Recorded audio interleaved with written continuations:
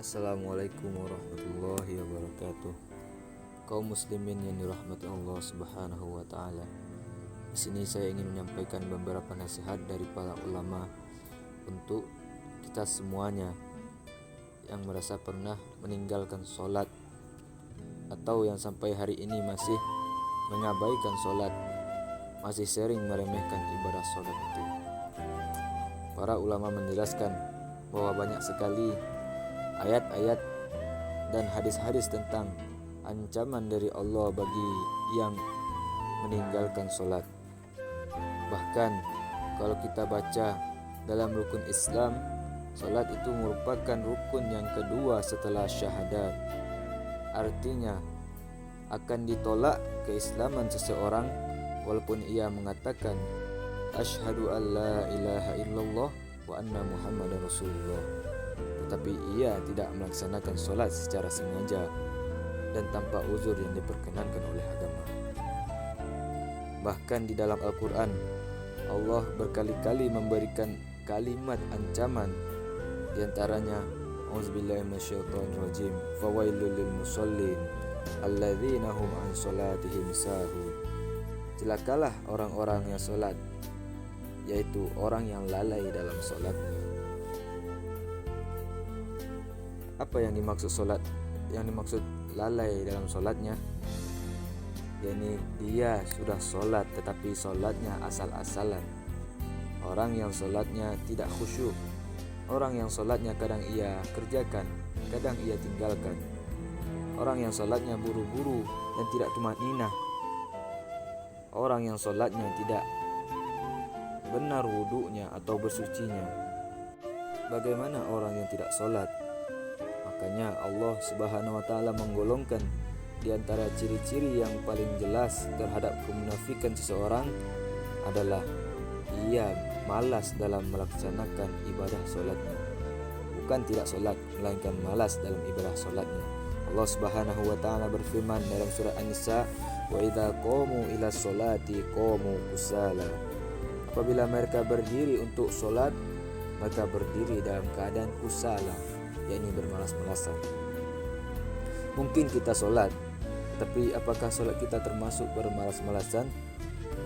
Seandainya kita termasuk orang-orang yang lalai dan orang-orang yang bermalas-malasan dalam sholatnya, nauzubillah, berarti masih ada kemunafikan dalam diri kita.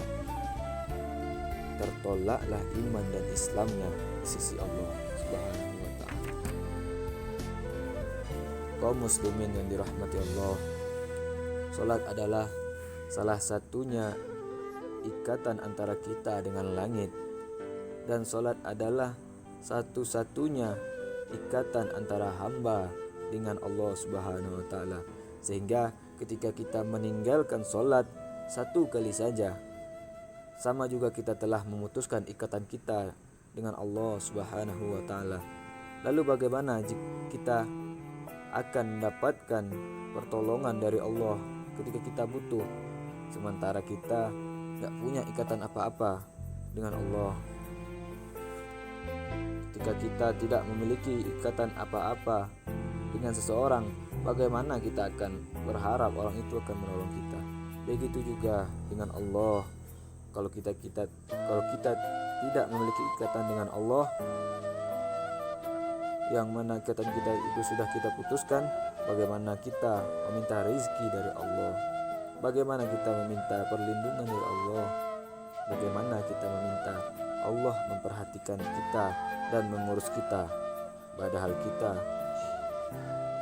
sendiri yang memutuskan ikatan tersebut dengan Allah Subhanahu wa ta'ala. Satu-satunya kata ulama ikatan antara hamba dengan Rabb-nya adalah as-sholah, yakni sholat.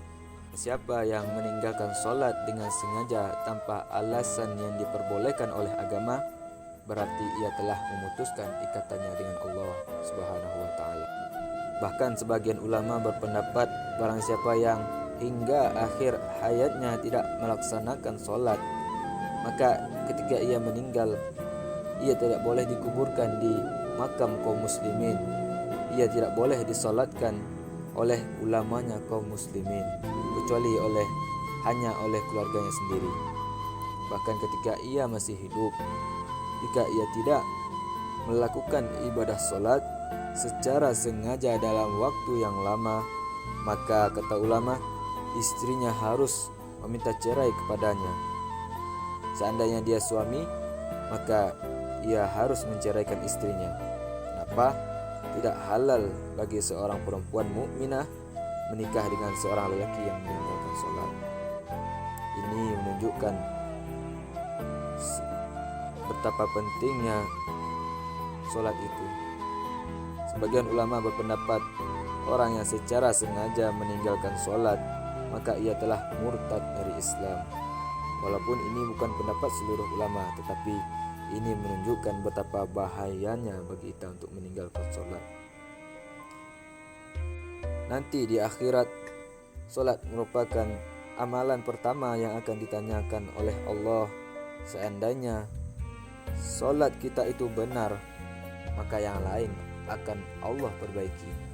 Tapi seandainya sholat seseorang itu rusak, maka semua amalan yang lain akan ikut rusak bersama dengannya. Sholat sesuatu yang tidak bisa kita abaikan apapun alasan kita. Kita boleh tidak membayar zakat kalau kita tidak mampu. Kita boleh enggak haji kalau kita tidak mampu. Kita boleh enggak puasa kalau kita tidak mampu, tapi dengan cara diqadha atau membayar fidyah. Tetapi kita tidak bisa meninggalkan sholat, karena jika kita tidak melakukan sholat itu pada tepat waktu karena lagi musafir, kita bisa menjamaknya. Tidak bisa melakukannya di masjid karena ada uzur-uzur tertentu, hujan, badai dan seterusnya, maka kita bisa melakukannya di rumah. Tidak bisa melakukannya secara berdiri, bisa dengan cara duduk ataupun berbaring. Jadi tidak ada alasan bagi kita meninggalkan sholat, saking pentingnya ibadah ini. Allah enggak mau kita memutuskan hubungan kita dengan Allah. Orang-orang yang meninggalkan sholat berarti ia telah memutuskan hubungannya dengan Allah Subhanahu wa ta'ala. Maka janganlah kita memutuskan hubungan kita dengan Allah Subhanahu wa ta'ala, padahal Allah selalu memberikan kebaikan dalam kehidupan kita. Jangan putuskan Allah dengan meninggalkan sholat. Mudah-mudahan ketika kita menjaga sholat, Allah akan menjaga kita. Barakallahu fikum. Assalamualaikum warahmatullahi wabarakatuh.